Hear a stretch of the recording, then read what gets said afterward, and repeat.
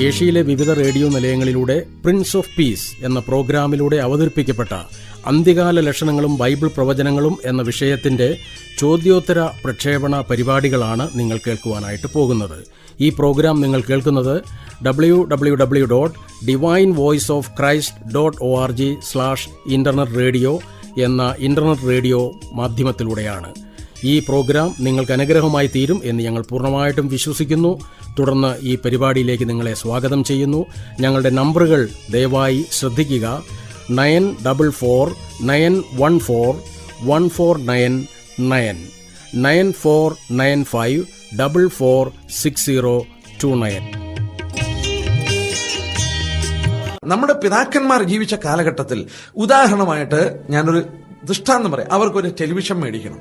അവർ ജോലി ചെയ്ത് പണം സമ്പാദിച്ച് മാറ്റിവെച്ചിട്ട് ആ പണം കൊണ്ടേ മേടിക്കുള്ളൂ. ഇന്ന് മേടിക്കണമെന്ന് ചിന്തിച്ചാൽ ആദ്യം അവൻ കടത്തിന് ഇത് എടുത്തുകൊണ്ട് വെക്കുക, പിന്നീട് അവൻ അതിന്റെ കടം വീട്ടിക്കൊണ്ടിരിക്കുക.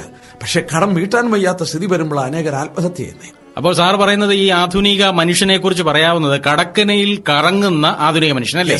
വേദപുസ്തകം പറയുന്നു ഈ കടമെല്ലാം കൂടെ ഒന്നിച്ച് പൊട്ടും. ബൈബിളിൽ പറഞ്ഞിട്ടുണ്ട്. അതാണ് ഞാൻ വിശ്വസിക്കുന്നു അന്തിക്രിസ്തു ഉയർത്തെഴുന്നേറ്റ് വരാനുള്ള കാരണം. അത് ശരി. മനുഷ്യനെ സാമ്പത്തിക തകർച്ച വരാൻ പോവുകയാണ്. അവന് സാമ്പത്തികമായിരിക്കുന്ന തകർച്ച കൊണ്ട് അവൻ ഞെളിവിരി കൊള്ളുമ്പോൾ അതിൽ നിന്ന് രക്ഷപ്പെടുത്തുവാനായിട്ട് ഓഫർ കൊടുത്തുകൊണ്ട് വരുന്ന ഒരാളായിരിക്കാം എന്ന് പറഞ്ഞാൽ വേദപുസ്തകം വെളിപ്പെടുത്തിയിട്ടുണ്ട് വലിയൊരു സാമ്പത്തിക തകർച്ച ഉണ്ടാകും. ഓ, അതെവിടെയാ പറഞ്ഞിരിക്കുന്നത്? എടുത്താട്ടെ യാക്കോബ് തന്നെ 5-ാം അധ്യായം എടുത്താട്ടെ. യാക്കോബ് 5 നമ്മൾ വായിച്ചതാ, പക്ഷെ ശ്രദ്ധിച്ചില്ല.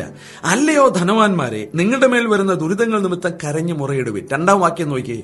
നിങ്ങളുടെ ധനം ദ്രവിച്ചും ഉടുപ്പ് പുഴുവരിച്ചും പോയി, നിങ്ങളുടെ പൊന്നും വെള്ളിയും കറ പിടിച്ചു, ആ കറ നിങ്ങളുടെ നേരെ സാക്ഷിയാകും. ഇത് വേദപുസ്തക ഭാഷയെന്നേ ഉള്ളൂ.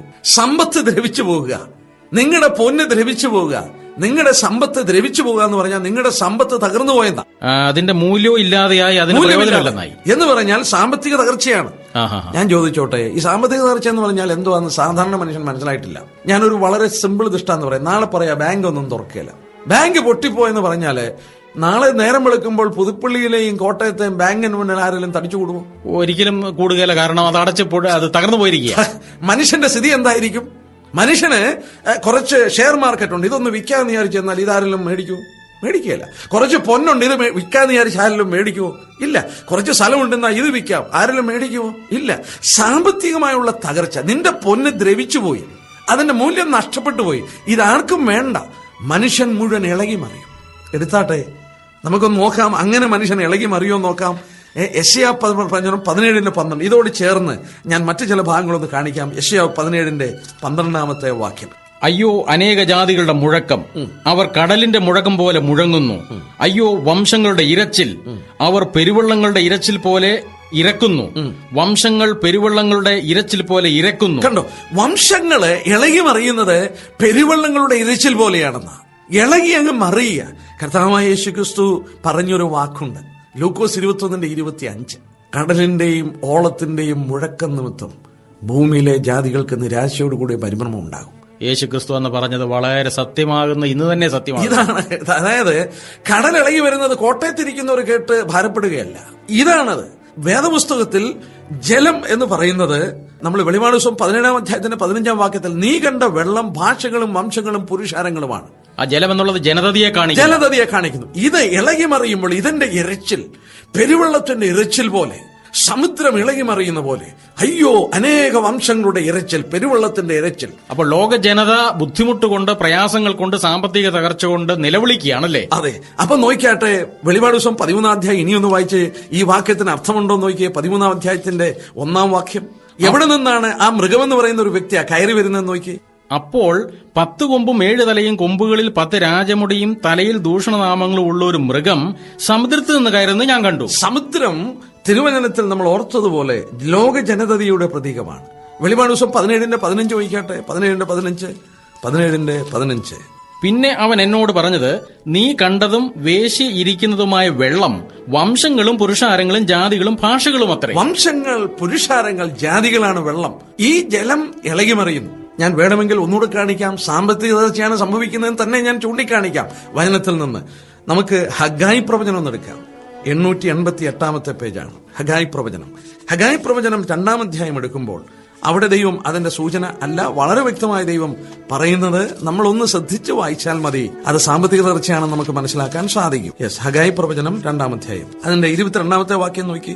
ഞാൻ രാജ്യങ്ങളുടെ സിംഹാസനം മറിച്ചിടും, ജാതികളുടെ രാജ്യങ്ങളുടെ ബലം നശിപ്പിച്ചു കളയും. ഞാൻ രഥത്തെയും അതിൽ കയറി ഓടിക്കുന്നവരെയും മറിച്ചു കളയും. കുതിരകളും പുറത്തു കയറി ഓടിക്കുന്നവരും ഓരോരുത്തരും താൻ താന്റെ സഹോദരന്റെ വാളിനാൽ വീഴും. കണ്ടോ, അവിടെ ദൈവം പറയുന്നു, ഞാൻ ജാതികളുടെ രാജ്യങ്ങളുടെ ബലം നശിപ്പിച്ചു കളയും എന്ന് പറഞ്ഞാൽ എന്താണ്? പറയാം. ജാതികൾ എന്ന് പറഞ്ഞാൽ നേഷൻസ് ആണ്. നേഷൻസിന്റെ ബലം ക്ഷയിപ്പിക്കും. ഒരു രാജ്യത്തിന്റെ ബലം എന്തുവാ? അവരുടെ സാമ്പത്തിക ശേഷി. അമേരിക്ക ഇന്ന് ലോകത്തിൽ ബലപ്പെട്ട് നിൽക്കുന്ന അവരുടെ സാമ്പത്തിക ശേഷി കൊണ്ടാണ്. ദൈവം പറയുന്നു, ഞാൻ അവരുടെ രാജ്യത്തിന്റെ ബലം ക്ഷയിപ്പിക്കും, അവരുടെ സമ്പദ്ഘടന തകർക്കും. അപ്പോൾ ദൈവം അമേരിക്കയുടെയും സമ്പദ്ഘടന തകർക്കും എന്നാണോ പറയുന്നത്? അതെ, ലോകത്തിലുള്ള രാജ്യങ്ങളുടെ സമ്പദ്ഘടന തകർക്കുമ്പോൾ ലോകം വാസ്തവത്തിൽ ഇളകി മറിയും. നമ്മൾ ഇതിനു മുമ്പ് വായിച്ച പ്രവചനത്തിൽ പറഞ്ഞിരിക്കുന്ന പോലെ ഇരക്കും, അവർ കരയും അല്ലേ? അന്ന് ലോകം ഒരു രക്ഷകന് വേണ്ടി നോക്കും. ഞാൻ ചരിത്രത്തിൽ നിന്ന് 1-2 സംഭവം പറയാം. 1930 ജർമ്മനിയിൽ സാമാന്യ ജനത്തിന് ജോലിയില്ലാതായി, സാമ്പത്തിക തകർച്ച സംഭവിച്ചു.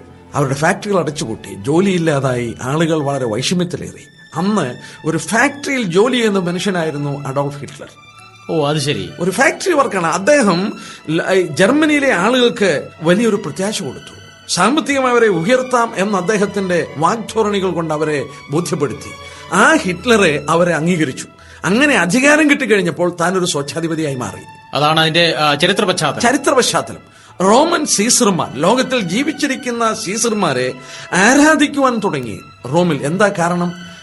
നാട്ടുരാജാക്കന്മാർ യുദ്ധം ചെയ്ത് സ്വത്തുക്കളും ഭവനങ്ങളും അവരുടെ സമ്പത്തും ഒക്കെ അപഗ്രഹിച്ച് വളരെ കുഴപ്പങ്ങൾ ഉണ്ടാക്കിക്കൊണ്ടിരുന്നപ്പോൾ റോമൻ അധികാരം കൊണ്ട് സമാധാനവും നിയമങ്ങളും സ്ഥാപിച്ചപ്പോൾ സാമാന്യ ജനങ്ങൾ സീസർമാരെ ആരാധിക്കാൻ തുടങ്ങി. നമുക്കും സാമ്പത്തിക തകർച്ച വരുമ്പോൾ നമ്മൾ നോക്കും, ഒരു രക്ഷകൻ, ആരെങ്കിലും ഒരു നല്ല ഭരണകർത്താവ് വന്നിരുന്നെങ്കിൽ അദ്ദേഹം ഭരിക്കട്ടെ എന്ന് നമ്മൾ ആഗ്രഹിക്കും. ഈ സാമ്പത്തിക പടുകൂടിയിൽ നിന്ന് നമ്മളെ രക്ഷിക്കാൻ ഒരാൾ വരികയാണെങ്കിൽ ഞങ്ങൾ 2 കൈ നീട്ടി സ്വീകരിക്കുമെന്ന് അവർ പറയും. മനുഷ്യൻ അങ്ങനെയായി മാറും.